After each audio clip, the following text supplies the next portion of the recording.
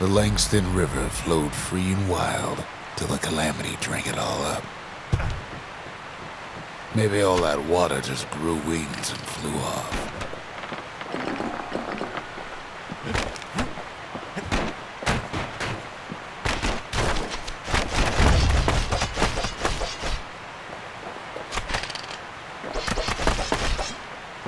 Riverbanks swarming with windbags.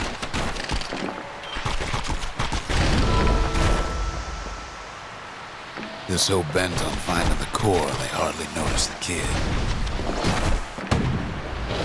Lucky for him, a certain famous ferry barge is still afloat. Weepin' Nellie. She sends some squirts crying home as she leaves port. Maybe Nellie knows the way to the core. Maybe she can slip right past all the clamor on the coast. Or maybe not. The security skiff pulls up portside. Nellie's just another windbag to those guns. Just then, the windbags notice who she's sailing with. They're pretty steamed about what happened at Cinderbrick.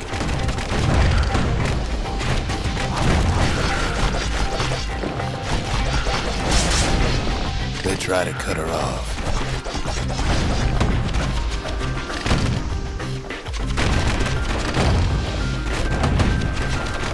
They try to slow her down.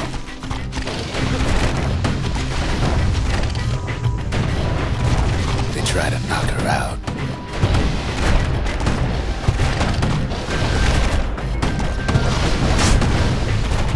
Well, Weepin' Nellie tries harder. Try as she might, though, she hits a snag. Kid's gotta help her get untangled. Favors for favors.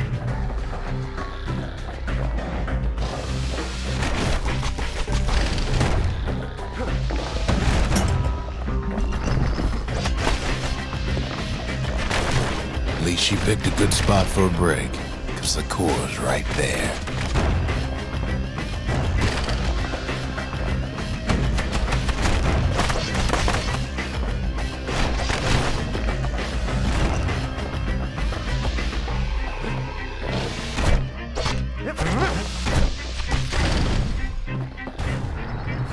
Then the kid hears an unusual sound, like 100 flapping wings.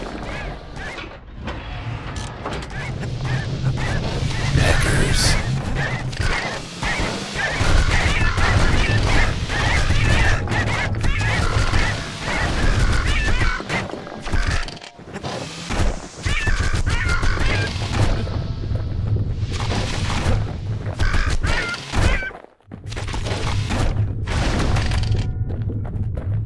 They had their own eyes on the core. But why? Well, kid ain't got time to think it over just yet. He finds Weepin' Nellie raring to go. Turns out she's got a special surprise for when the waters get rough.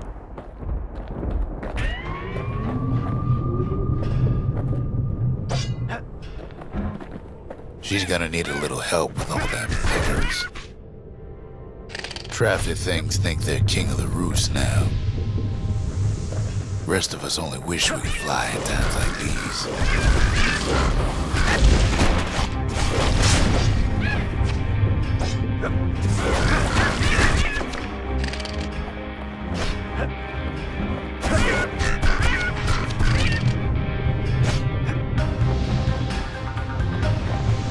Security skiffs keep on coming, starboard side. Don't seem to care what they shoot, as long as they hit something.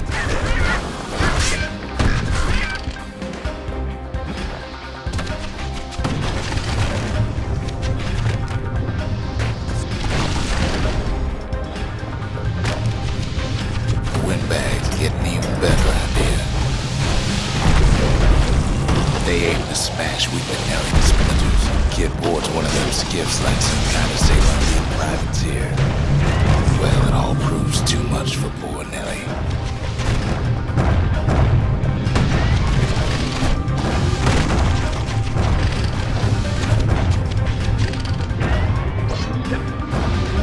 Just gotta make one last stop.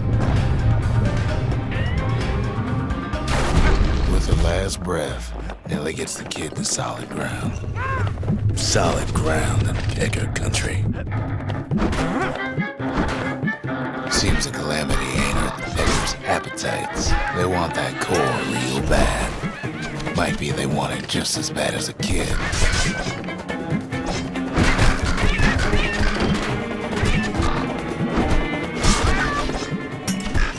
Kid shoos them off, knowing they'll be back. Know how many times Kid nearly fell off the barge back there? 3 times.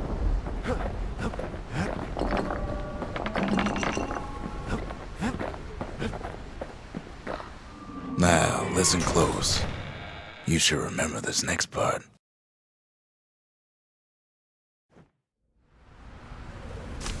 Why go to Prosper Bluff?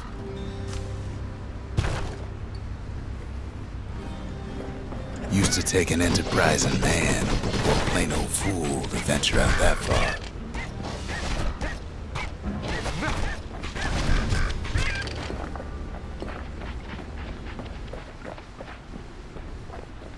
The city was the most beautiful place in the world. We all knew that. But on the other hand, some folks just yearn to see the things they're told they can't. And that's why you go to Prosper Bluff, ain't it?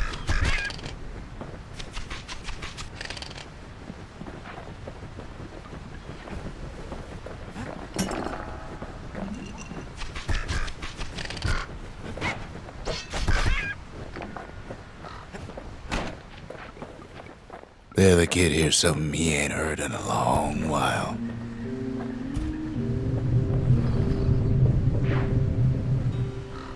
How's it go again?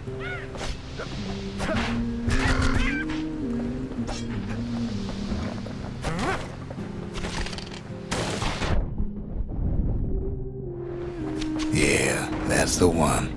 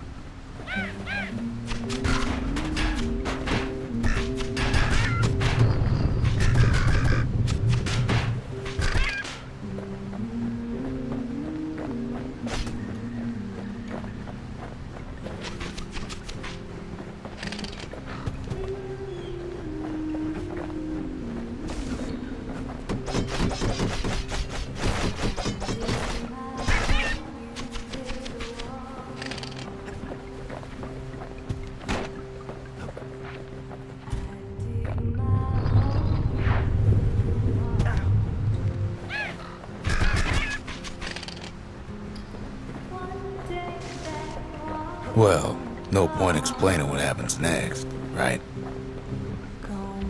Suffice it to say, kid ain't coming home empty-handed. And besides, it's like the song goes.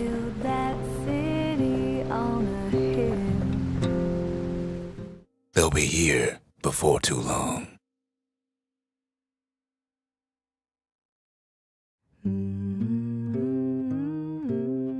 We darn near celebrated when the kid got back, didn't we?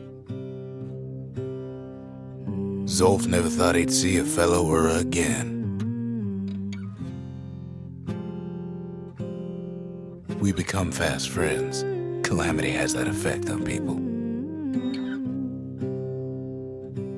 But there was more to be done. There was one last core to find. A scientific journal written in Zolf's native tongue. He learned so much from it. Too much. If only I'd known half the secrets of the Calamity were tucked away in that book, I'd have worked to translate it right away.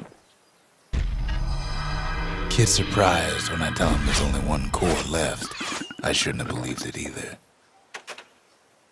Most of the Ura never got a taste of Caelondia's fine goods, unless they were born and raised in the city like Zia here. Sure, the world's all gone to pieces farther than the eye can see, but leave it to this gal to point out the amazing view. Girl tried to run away from home one time, but the marshals stopped that, didn't they?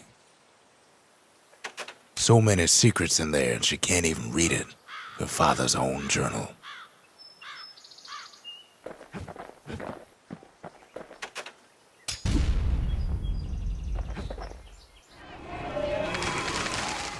The trappers, daring bunch of fools.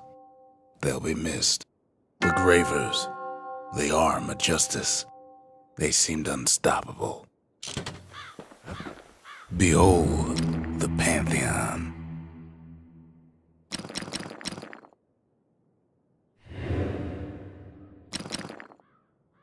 A Kobe. The gods never liked competing for people's affections.